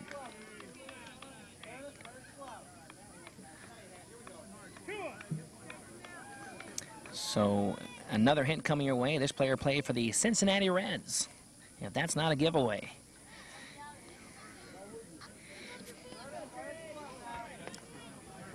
So Jamie Chambers on deck, and of course Rodriguez, who came in to bat for Koffler, who hit the ball to right field pretty well, is in the hole for Solana Beach. So Tyler Hubner safely at first with a walk. And the answer to the trivia question: which player during the 1970s had over 1,000 RBIs? The answer is Johnny Bench. And, of course, he had 1,007 RBIs as a pitcher change. We might possibly see Chad Blyler. But you can see the manager, Steve Dorsch, going out and speaking with Curtis Pierce. It looks as if they will probably keep him in the ball game. We'll find out here in a moment. You can see Travis Dorsch just trying to get the dirt in front of the mound situated properly for Curtis Pierce as he hits the front of the mound, of course, on his release. So Pierce will stay in the ballgame. Chambers, the batter for Solana Beach. So Solana Beach having the work cut out for them to get back into the ballgame. They trail by 6. Have to have a 7-run inning here in the final inning to come away victorious. Stay tuned for the postgame show. At the end of the ballgame, we'll have a chance to speak with the players. and find out a little bit about maybe their favorite play in this particular ball game. They're all all-stars, so we'll talk a little bit about maybe a best game of the season, find out what some of the players do when they're not playing this great game of baseball. So stay tuned for the post-game show coming your way here momentarily, as that one is spanked out to center field by Chambers, and Tyler Hubner will stay at second. So as Yogi Berra says, it's never over till it's over here in the final inning. Solana Beach bring two players to the plate and both reach safely. Greg Rodriguez will come to the plate. Flew out to right field in the last inning.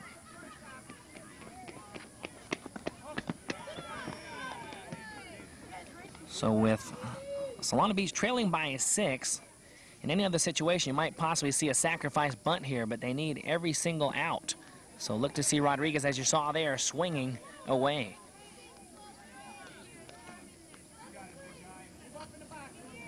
So you can see the defense, the third baseman, as the pitch is relieved or released, is actually hustling towards the plate just to make sure. Can't fault them for that, as that one is fouled out of play on the first base side.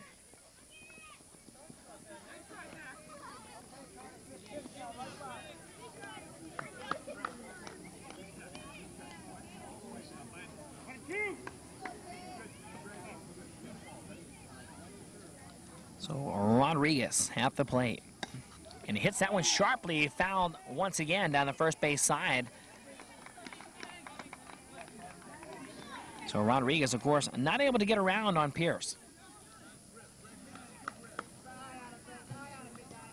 Curtis, of course, a tough player to hit against, as he mixes it up really nicely with that fastball and curveball. When he fires that fastball down the plate, very, very difficult to get around on him. Not many players have this afternoon. And a swing and a miss for strike 3, and that will set Rodriguez down. But as the ball goes by the catcher, of course, that advances both runners. So one down, runners on second and third, and that brings up Holland Smith, the pitcher. On deck is Ryan Vincent and Jake Laskatoff in the hole for Solana Beach. So Curtis Pierce taking it all the way for Rancho Santa Fe. Has struck out 5 batters on the afternoon. Has to feel real good about his outing. Has only allowed 2 base hits. Make that 3, as that one is chopped just over the pitcher's head. That will score 1 run, and all runners will advance safely. And we'll have to credit Holland Smith with a base hit there, as that one just took the right bounce, popped right over the head of Pierce. You saw the ball just hit the very top of his glove, and that, of course, kicked it up a little bit higher and gave all players enough time to advance accordingly. So 1 down, 1 run has come across, runners on the corners, and Ray Vincent, the shortstop, at the plate. 6-1 the score. Solana Beach trying to get the job done here when it counts. Vincent, of course, one of the few players responsible for a base hit in the ballgame, had a single in the 4th inning. And that one comes low and just over the top of the plate. So Solana Beach trailing by 5 here. Looking for that last inning rally. And that one, of course, jamming Vincent. That one trickling over the first base side. So you're watching a George Langevin production presentation. If you would like a copy of this video presentation, you can give us a call at 549-9952. Or if you would like any future sporting event come your way via video, we'd love to bring you all the action. Again, call us at 549-9952. Ryan Vincent, the batter. That one low. So Ryan Vincent just trying to have a nice eye here, just looking for that perfect pitch. As every little contact counts here. Just 1 out and, of course, 2 runs. And the big swing there by Vincent. That one, of course, getting away from everybody. Fouling off the end of the bat of Vincent. So again, immediately following the game, please join us for the post-game show, the interviews. Find out a little bit more about some of the players that made this game possible. The delivery by Pierce, and that one spanked right up the middle. That will score 1 run. So an RBI single by Ryan Vincent, trying to make this game an exciting one. As, of course, Rancho Santa Fe has been well out in front throughout the whole ball game. They still have a comfortable 4-run lead. But, of course, Solana Beach trying very, very hard to rally with 1 down, runners on first and second. And that brings up the talented third baseman, Jake Loskatoff. And Jake, of course, will be trying to redeem himself as he went down on strikes in the 4th inning. So Curtis Pierce, who we mentioned had only given up 2 or 3 hits on the ball game, has already given up 2 in this inning. But he has confidence. You can see him just bearing down. He's a very confident player. He feels he can end this ball game here on the mound for his team.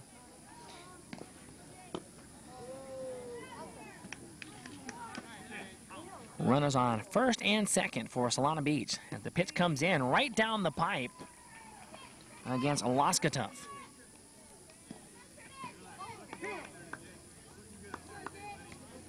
So you can see the lights being turned on here at the field. We mentioned there's a nightcap game, and that one, a nice play there and a great snag by the first baseman, Ryan Scott. You saw him backhand that one with his left hand and make the play against Loskatoff. So a great defensive play, Ryan Scott. We'll give him credit for that play unassisted. And of course, that's 2 down. 2 runs have come across. Runners on second and third. And of course, that brings up Ryan Hazelton.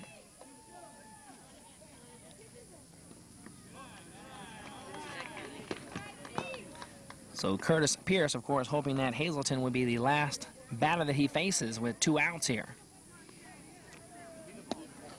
And Solana Beach trails by 4. The pitch to Hazelton, fouls it back towards the backstop.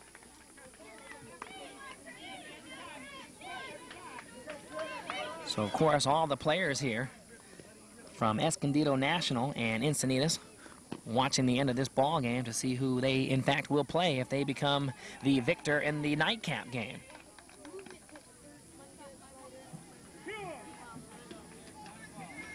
So 2 balls and no strikes is the count here on Ryan Hazelton. Now an outside, and Smith will try to come in, and that throw getting away from Pierce. Of course, that will allow Smith to come across for the run, and that's the 3rd run in the inning. 6-3 the score. Solana Beach coming back.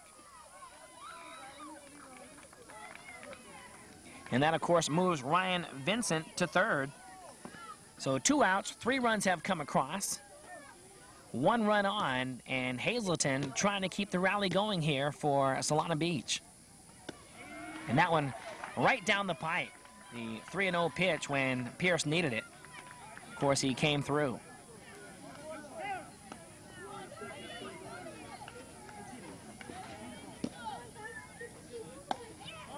And that one, a pop fly to the second baseman, and an easy out by Perry. And that will do it.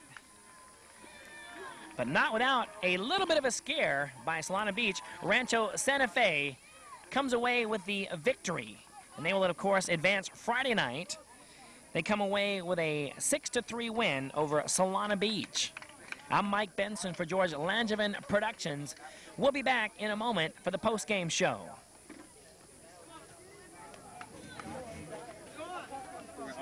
I'd like to stay in the dugout for a moment. I'd like to introduce you and give you a token of our appreciation.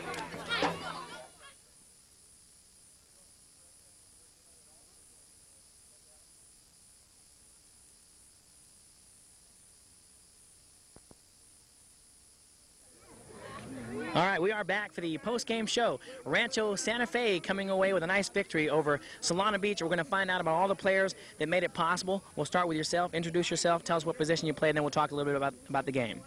My name's Travis Dorsch, and I played shortstop in this game. All right. You had a couple nice hits. Talk to me about the favorite hit on the ball game for you today. All right, well, it wasn't a hit. It was a long foul ball home run. I'm sure everyone saw it. If I would have waited a little bit, it would have been fair. Exactly. But, oh well. Okay, yeah, you did. You got to hold that one real nice. I'm sure it gave you a lot of confidence going into the next pitch. But talk to me. You guys have had a great season. We talked during the broadcast about you batting 600 on the year, over 600. That's a great year. Talk to me about the favorite game on the whole season for you. What game was that sticks out in your mind? Probably this one, because Okay. it's an all-star game, and we're going to be eliminated if we lost, and Yeah. so we won. So you came through in the clutch. Let's talk about you individually. Your favorite game on the whole year during the regular season. What was your best game? And probably when I pitched a no-hitter against some of my teammates on the Dodgers. Okay. Talk to me about that game. Were you mixing it up with a fastball and curveball? Did you feel like you were in control the whole time? Talk to me about that game a little bit. Yeah, curveball and fastball, knuckleball. Okay. All right. You're a good athlete. You going to play some other sports after baseball? Yeah, I play baseball year-round, and then I'm going to play football this summer. Okay, great. Do you have players that you look up to when you watch the professionals on TV? Anyone you try to be like or epitomize yourself after? All of them, really. I just like to watch the game. Okay. All right. And you're a good one yourself. How you doing in school? That's important. Good. All right. Well, keep doing well in school. Keep playing ball. Good game, Travis. Thank you. All right. Okay, we'll just keep it rolling, guys. We'll get you up one at a time. We'll get your name, what position you played during the year. I'm Mark Longpre, and I played catcher mostly and a little pitcher. Okay. Mark played a nice game. Talk to me about the most memorable play of the game for you today, this game, then we'll talk about the season. Today, well, I thought, well, a few good, really clutch hits in this game. You know, I hit a nice 2 RBI hit into the left center gap, and that was key for 2 RBIs. Exactly. We talked about that. It was a great job on your part to be clutch like that in an all-star game. Talk to me. I'm going to ask all the players. Everyone has a favorite game that sticks out in their mind. You guys are all-stars, so you've all had a good season. Talk to me about your favorite game on the season. Probably when I hit my first home run, career home run, and Talk to me about that home run. What was the pitch? Where did you hit it? it was that pretty much right down the middle, and I just hit it to left over the fence. Great. But, Okay. so. What was going through your mind as soon as you released the ball off the bat? Did you know it was gone? Was that kind of hit? I was just looking at it. I've never been a power hitter, so Yeah. I mean, it was just kind of neat for me. Okay. All right. What's next for you after baseball? You guys are a lot of good athletes and play a lot of different sports. You're going to play some other sports as well? Yeah, I play tennis and basketball also. Okay. Let's talk briefly about the other sports. Tennis. What's your strength? The backhand, forward hand, rushing the net, just the volley? What's the strength for you? My ground strokes, backhand and forehand. Yeah. Okay. And what about basketball? You play guard? Point guard, yeah. Point? Do you like running the show out there like Magic Johnson? Yeah. Okay. All right. Well-rounded athlete. Thanks for joining us. You're welcome. All right. All right. We'll go ahead and get your name and what position you played today on the year. I'm Ren Scott, and I play first base. Okay. You made a nice play. Talk to me about what was going through your mind when the ball came down the first base side and you snagged it. It was a clutch play on your part. What was going through your mind? I saw it, and then I just saw it and grabbed it, and then looked over to first. Okay. It was a great defensive play. It was probably the defensive play of the game. Talk to me, asking all the players that are going to come up here, a favorite game that sticks out in your mind on the year. Everyone has a best game where you go home and say, hey, Mom, Dad, this was my best game. Talk to me about that. Probably the game that I had my first hit, and Okay. then the second hit I had hit a homer. Wow. But Okay. we still lost. Okay. Talk to us a little bit about the home run. Where was that hit to? It was deep center. Great. Okay. Just hit it over. Feels good to do that, doesn't it? To get an extra base hit like that? Yeah. Okay. What's next for you now after the baseball season? What other sports? Pop Warner, football. Okay. Great. What position you play in football? I don't know yet. Hopefully play- linebacker. All right. Okay. And when you're not playing sports, you want to just relax and do fun things at home, what do you do for fun? Just play sports, have fun, just Okay. kick back. Do you collect any cards, like any sports cards or things like that? What do you collect? Baseball and football. What's the best card that you have right now, baseball-wise? Your favorite card on the baseball? Probably Nolan Ryan Special Edition. Good. That's a good one. Hold on to that. Everyone has a card they don't have yet they'd like to get. What is it that you think you'd like to get in the future? I don't really know. Probably a Nolan Ryan autograph or something. Good. Okay. All right. Okay. You guys are well-rounded. Thanks for joining us. Good luck the rest of the way. Okay. All right. We'll get your name and what position you played on the year.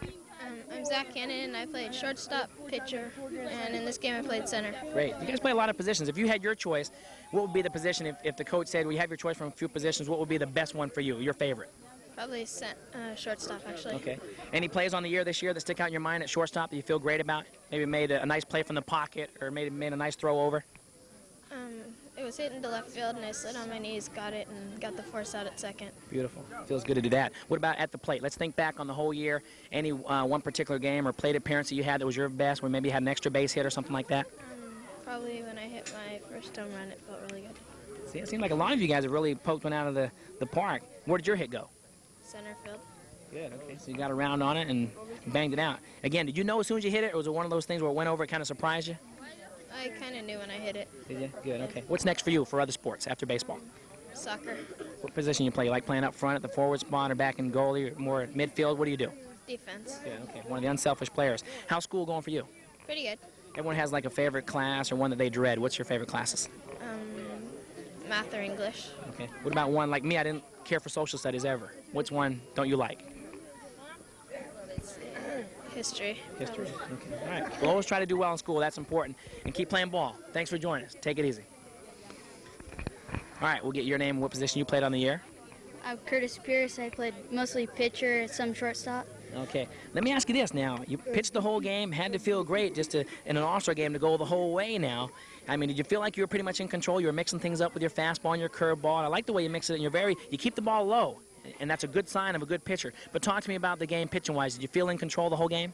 Yeah, I felt pretty in control. I got a lot of backup from players in the field, too. It is a good feeling. Perry. Exactly, but it is a good feeling in the first few innings when you already have 5 runs, you're out in front 5-0. Does that help you relax a little bit as a pitcher? Yeah, a lot. Okay. Talk to me about your most favorite game on the whole year. It could be because you pitched a great game, or it could be because you had a lot of nice hits. Talk to me about that game for you. I was in a tournament, and I had 15 strikeouts, so 1 hitter. Okay. I talked about that during the broadcast. That must have been a great game. In that game, you must have felt awesomely confident. Am I right? Yes. Okay. And what's next for you? Other sports for you after baseball? Probably basketball. Okay. And with your size, you probably play what? Point guard and maybe shooting guard? What do you like to play? Point and shooting guard. Okay. All right. You been watching the Dream Team at all? Of course, they're all finished, but did you get a chance to watch that? When you watch them, who do you like to watch, or who's your favorite player out of all those guys? I don't know. Just kind of like to watch them as a team. They're great to play together. Now, what about baseball? You have some favorite players you like? I haven't really been keeping up with baseball this year. You're so busy playing, right? Okay. What about fun things for you when you're not playing baseball? What do you do for hobbies for fun? Collect things, watch TV, Nintendo? Baseball cards? Yeah, and What are your favorite cards? my favorite cards, well, I have some good Dwight Gooden cards. Okay. And Darryl Strawberry. All right. One you'd like to get that you don't have yet? No, not really. Okay. All right. Okay. You guys have a lot of interest. Thanks for joining us. Good game. All right. We'll get your name and what position you played during the year. Philip Perry, and I mostly played pitcher and catcher. Okay. Let me ask you this. You got a nickname Hollywood. Where'd that come from? It came from last year when I made a couple of weird plays. And Okay. Weird meaning must mean creative and some real good players where you got that nickname. Because you're a talent. That's good. That's a compliment to you. All right, talk to me, asking all the players a favorite game on the season that sticks out in your mind. Because you guys are all-stars. You always have a game or two that's a great game. Talk to me about your favorite. it was probably the one when I hit my grand slam home run. Wow, that must have felt great. Talk to me about that pitch. Bases were loaded. You knew the pitch was coming at you. Were you getting a little bit nervous, or did you feel relaxed at the plate? What was going on? Well, before I got up, everybody's like yelling grand slam time, home run, you know. Not like a little pressure, all right, going into the hit. Just a little bit. Okay. It was, I mean, All right. But you spanked it over the fence? yeah. Kind of. Great. Okay, all right. You're a good athlete, along with a lot of your teammates. What's next for you after baseball? Are you going to play some other sports as well? Basketball is most Okay. All right. What's your favorite position when it comes to basketball? guard, just a wing. Okay. All right. Favorite players when it comes to the pro ranks? Are there any players that you really idolize or try to be like when you look at the professionals? Tony Gwynn. Okay, he's a good one. He's a great role model as well. Okay. How you doing in school? All right? Yeah. Okay. What's your favorite classes? I guess math. Yeah. Okay. How far along are you guys in math right now? What do they have you doing? I'm moving on into algebra. Beautiful. Yeah, that's kind of tough. If you can hang tough with that, that's great. What about a class everyone has? I mentioned to one of the other players that for me it was social studies. I could never get a grasp of that. Is there one class that's more of a challenge for you? Science. Science. Any projects coming up yet so far this year? No. No? Okay. All right, well, keep doing well in school. That's important. Good luck the rest of the season. All right, we'll get your name, what position you played on the year. I'm Steven Smoot. I played third base most of the year, pretty much. Yeah. Asking all the players, Steven, a favorite game that stands out in their mind. You know, everyone has a favorite. What was yours? Probably the game that I hit my home run.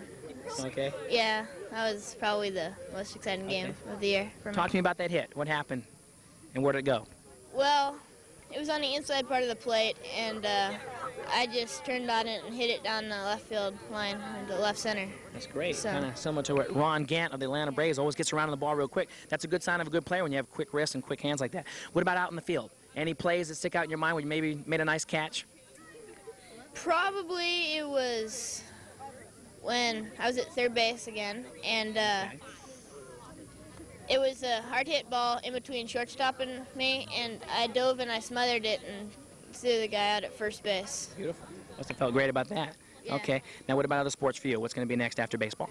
Well, I'm not really sure right now, but maybe basketball, and maybe want to continue in baseball. All right. But- So maybe just play basketball recreationally, but take baseball a little bit more seriously. Yeah. Okay. What about fun things for you when you're not playing sports? You want to just relax at home, maybe play Nintendo or collect things or listen to music or anything like that you enjoy doing? Do you have a creative side? What do you do? Well, I collect baseball cards.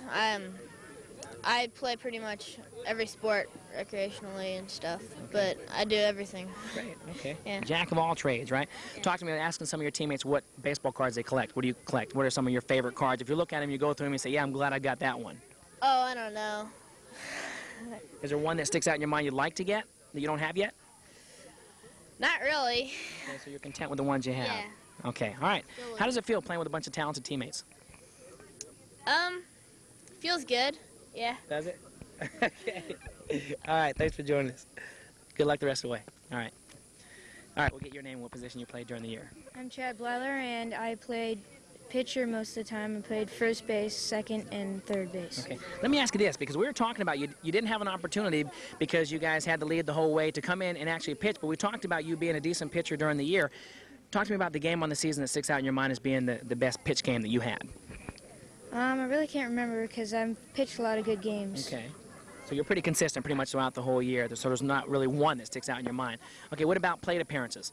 Is there one game that sticks out in your mind where you maybe had a great hit or an extra base hit that sticks out in your mind?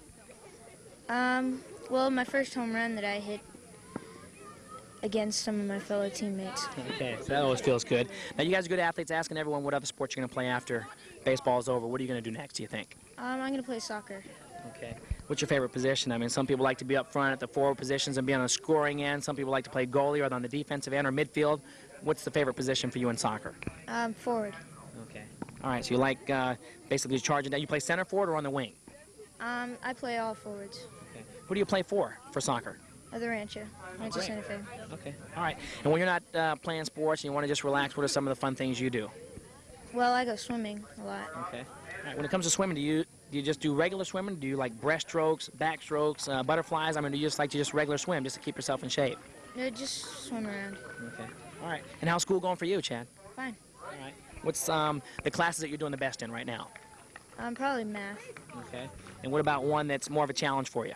social studies. Yeah, that was me. I was mentioning that earlier. But okay, all right. You guys are fun to watch. A lot of good players, a lot of talent, and good luck the rest of the way. All right, and good luck in the districts. Looks like you're going to go that far. Take care. All right. Okay, as we keep it rolling here, we'll go ahead and get your name and what position you played during the year. I'm Todd McLaughlin. I've been playing pitcher, catcher, first base, a little short, mainly everything. Okay, good. A lot of you guys play more than, it seems, one or two positions. Let's talk about this game first, then we'll talk about the regular year. A play in today's game that's most memorable for you. Talk to me about that first. Probably getting the first RBI of the game, driving in the first run and put us on the board. I like that the most. Heck yeah, we talked about that. That was a great start for you, really get your confidence going. Now, talk to me about the regular season. Favorite game on the year for you? Well, probably when I pitched a complete game against the Pirates for Del Mar. That was one of my favorite games. I didn't give up many runs. Okay. I pitched pretty good, and we ended up winning the game, so I was pretty happy about that. Yeah, another well-rounded player. That's excellent. And other sports for you. After baseball is over, you guys seem to mix it up. All your teammates play 1, 2, sometimes 3 sports. What are you going to do? Well, if I plan to play soccer first, then maybe some basketball. Okay. But I'm not sure. All right. Soccer, you're going to play competitively or just recreationally? I tried out for a competitive team. I didn't make it, so I'll probably just play with my friends. I think that's more fun. And plus, that keeps you in shape all year round, which is great. Okay. Asking some of your teammates, when you guys aren't playing sports, some people like to listen to music or watch TV or collect cards. Everyone has a hobby that they enjoy. What are some of the things you like doing when you're not playing sports? Sleeping Okay. And probably collecting baseball cards. Okay, all right. Well, you'll be well rested to play well, right? But let's talk about the baseball cards. Asking your teammates, usually you have a card or two that stick out in your mind that are your favorite cards. What are yours? Well, I got like a Jose Canseco card that some guy tried to rip me off and gave me. Okay. It gave me, and now it turned out to be worth $100, so I'm pretty happy about that. Good, so you benefited from that. Yeah. Okay, and no one really has come up with a card that they want yet. I've been asking everyone that collects cards if there's a card out there that they don't have yet that they'd like to get. Is there anything in the back of your mind that you don't have that maybe you wouldn't mind having? Yeah, I want to start collecting some minor league cards, mainly. I don't have any of those, and I heard those are going to be worth something. Exactly, because those players come up and have a productive major league season. I mean, that could be valuable. You're right. Okay, all right. What about school for you? Asking some of your teammates how you're doing in school. You do all right in school? Yeah, sure. I've been doing pretty good. Okay. All right, what about classes-wise? I mean, what are some of your favorites? Math, I like the best. I'm doing pretty good in that. Okay. In any class, I mean, do you do pretty well in pretty much every one of them, or is there one that maybe gives you a little more trouble than the others? I don't know. It's not really the class that makes school hard. The teacher sometimes. Yeah, it's the teacher that makes it hard. Okay. All right. So I have a real nice math teacher, so I do good in there. Okay. And science teacher's not that nice, but I still do okay in there. Okay. Well, always try to do well, all right? Whether they're nice or not. All right, take it easy. Okay. All right, we'll get your name, what position you played during the year. Okay, I'm Brad Nelson, and I played mostly catcher and shortstop. Okay. Talk to me, Brad. I was asking all your teammates during the year, give me your favorite game and why it was your favorite. Well, probably when I hit my first Grand Slam home run. Wow, a grand slam? Yeah. Who was that against? You remember, and how far in the season? Was that like halfway through the season or at the beginning of the season? It was against the RSF Dodgers. Yeah? Yeah. In our, second to last game. So you probably weren't even thinking grand slam because the bases were loaded. You probably just wanted to make contact, am I right? Yeah. Just tried for a single. What about plays in the field? Any good catches or maybe some good throws where you gunned somebody down that sticks out in your mind this year? Well, probably when the ball bounced kind of slow and the runner was almost there and I threw him out from short. Beautiful. Okay. Makes you feel good, doesn't it, when you make a great play like that? Okay, other sports for you. What's next? Probably baseball. Probably soccer. Soccer? Probably basketball. Basketball? And okay. soccer. All right. You think you're going to play competitively for basketball and soccer like you play baseball, or do you think that's more recreational? A lot of the teammates, they play other sports, but they do it just to kind of keep themselves in shape for baseball. I mean, are those sports something you want to play on a competitive team like you're doing with baseball? Yeah, I'd play basketball. Okay. Mostly. Okay, your eyes kind of light up when you say basketball. Is that pretty much your favorite sport, or is baseball your favorite? Basketball. Okay, so you enjoy that the most. Okay, what about players that you like on TV when you watch them? Doesn't have to be basketball or baseball. It can be any sport. Figure. Which sports figure do you like? Anyone in particular? David Robinson. Okay, yeah. He's a great one. Played on the Dream Team. Did you get a chance to watch any of those games at all? Yeah. Okay. All right. Okay, what about fun things when you're not playing ball? What do you do for enjoyment? Probably swimming or stuff like that. All right. What about maybe collecting things or watching TV shows or maybe skateboarding or anything like that? You doing those fun things? Not really. Playing sports is enough, isn't it? Yeah. Okay. All right. How about school? How's it going for you? Okay. All right. What are your strengths and weaknesses in school?